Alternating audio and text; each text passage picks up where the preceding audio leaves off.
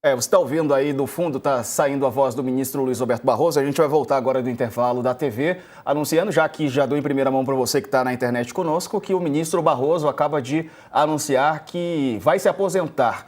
A gente vai voltar agora para reunir toda a nossa audiência e trazer os detalhes dessa fala do ministro que presidiu o Supremo Tribunal Federal. Vem para cá.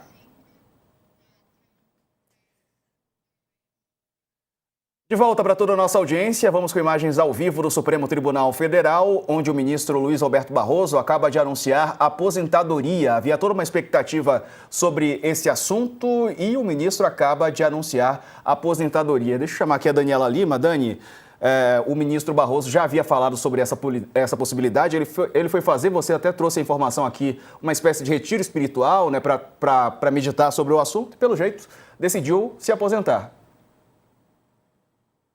A gente está vendo aí, o ministro está falando, fazendo o seu discurso, confirmei com a assessoria dele que sim, está comunicando a aposentadoria agora ao vivo no plenário do Supremo Tribunal Federal.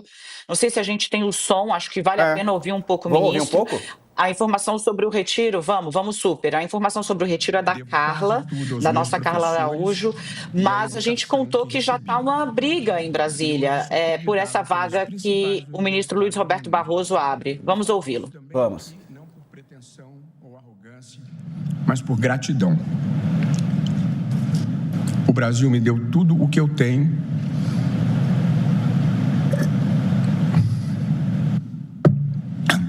Muito além do que sonhei quando tudo começou. Ao longo dos anos, aprendi a conviver e admirar os colegas com os quais compartilhei a aventura de fazer justiça nesse país formidável, mas complexo, cada um com sua individualidade e características pessoais, contribui para a defesa da Constituição com o pluralismo próprio das sociedades abertas.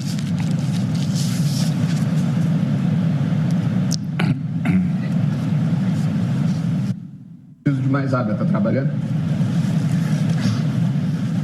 Estamos acompanhando o momento de emoção ali do até então presidente do STF, Luiz Roberto Barroso, anunciando a aposentadoria, né? Falando que deve tudo aos brasileiros. Dani, a gente está de olho nesse discurso. Te ouvindo aqui, você falava sobre uma briga já para ver quem vai ficar com essa vaga. Tem vários nomes na disputa. Sim, nesse momento, começamos com 3 nomes, ele está se referindo agora ao ministro Gilmar Mendes, com quem teve um desentendimento, e hoje eles fazem, inclusive, votos juntos, redigem votos juntos, né? A saída do ministro Luiz Roberto Barroso era esperada, ele sinalizou ainda em 2023 que tinha a ideia e um compromisso com a família de, deixando a presidência do Supremo Tribunal Federal, aposentar-se para poder, abro aspas, foi o que ele próprio me disse em entrevista que a gente fez no Roda Viva, desfrutar a vida, fecho aspas, né? Então está cumprindo hoje, esperava-se que ele aguardasse o fim do ano judiciário, mas já anuncia, provavelmente deve anunciar um cronograma. O fato é que, como havia muita expectativa, quando o ministro voltou a flertar com a ideia da aposentadoria, iniciou-se aí uma cotação em Brasília. São 3 nomes, digamos assim, já colocados na mesa. O primeiro é do advogado-geral da União, Jorge Messias, que é visto como o favorito para essa vaga, inclusive dentro do Supremo. Concorrência forte de Rodrigo Pacheco, senador do PSD mineiro, que tem apoio do presidente do Senado, Davi Alcolumbre, do próximo presidente do Supremo, ministro Alexandre de Moraes, que você vê aí na imagem agora da TV Justiça. Provavelmente Barroso também está fazendo uma menção elogiosa a ele. Você tem aí, ainda correndo por fora, o ministro do Tribunal de Contas da União, Bruno Dantas, é um ministro jovem, astuto, se aproximou muito do Palácio do Planalto, é hoje um grande interlocutor do ministro da Casa Civil, Rui Costa, e do próprio Lula, com quem mantém conversas em nível, inclusive, pessoal. Agora, despontou, depois de uma aparição forte na CPMI do INSS, o ministro-chefe da Controladoria Geral da União, Vinícius Marques de Carvalho. De novo, né, Diego? Importante entender que, para essa vaga, é preciso ter em mente o histórico das 2 últimas indicações de Lula, Cristiano Zanin e Flávio Dino. As últimas duas indicações de Lula foram de nomes com os quais ele mantinha relação pessoal de confiança. Esse tem sido o padrão adotado pelo presidente Lula, que neste terceiro mandato é um presidente que escolhe ministros do Supremo Tribunal Federal depois de ter passado 580 dias preso. O que faz, claro, diferença na avaliação que Lula tem de relacionamento, digamos assim, com a mais alta corte do Poder Judiciário. Tá certo. Quer arrematar, Couto? Isso aí já era esperado, né? O Barroso está se despedindo a semana inteira. Ele esteve na Bahia, ele já falou que foi a última vez que ele começou o mandato dele no Supremo, indo à Bahia, e agora está encerrando também uma visita à Bahia essa semana. Ele está bastante emocionado. O Barroso é assim, né? Ele muito emotivo. E a corrida está aberta. E agora vamos esperar as novidades que a Dani vai contar daqui para frente e a Letícia, que vão ter que descobrir quem vai ser o sucessor. Letícia, e você?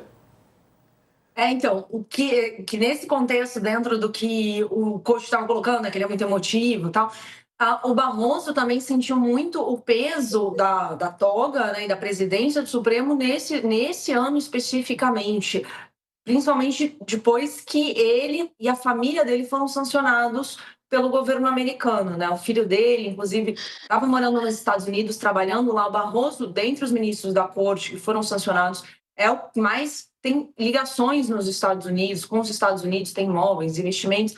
Então, ficou tudo muito pesado, não apenas pelos ataques que já vinham acontecendo ao longo dos últimos anos, ataques de bolsonaristas, de aliados do bolsonarismo.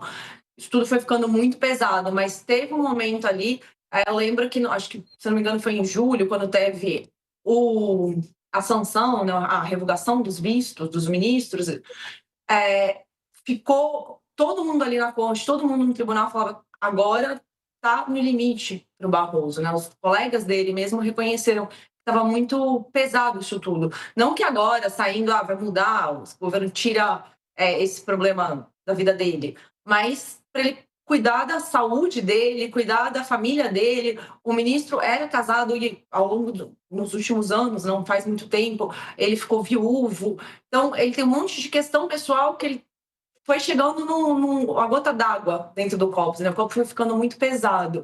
E agora, que de fato, como a Dani colocou, já tem anos que ele falava, bom, vou fazer a presidência do Supremo e depois pensar em me aposentar. E agora está ficando até uma questão de cuidar de saúde mental, ir para um retiro espiritual e ficar um pouco mais leve, tirar o peso da toga em cima dele, Diego. Perfeito. Dani, você tem algum complemento ou seguimos? Tô buscando aqui a repercussão, Diego, muita surpresa, tá? Eu estou falando com integrantes do governo, integrantes do próprio Supremo, os ministros estão lá acompanhando ainda a fala do ministro Luiz Roberto Barroso, que continua acontecendo. Está todo mundo ligando a televisão, ligando os telefones para poder acompanhar a fala dele.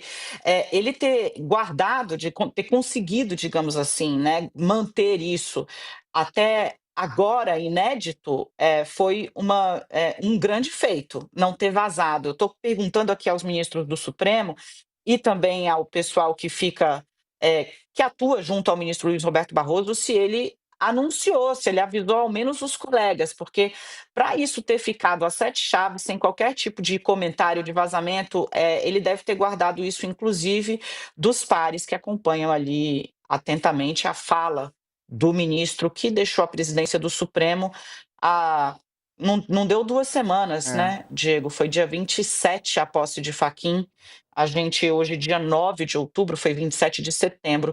Chora muito o ministro Luiz Roberto Barroso. Verdade, até fica difícil, né, chamá-lo sem vir a boca a alcunha ou o cargo de presidente do STF. Até pouco tempo ele ocupava esse cargo. Já a gente vai trazer mais informações. Se tiver repercussão também, a Dani atualiza daqui a pouquinho.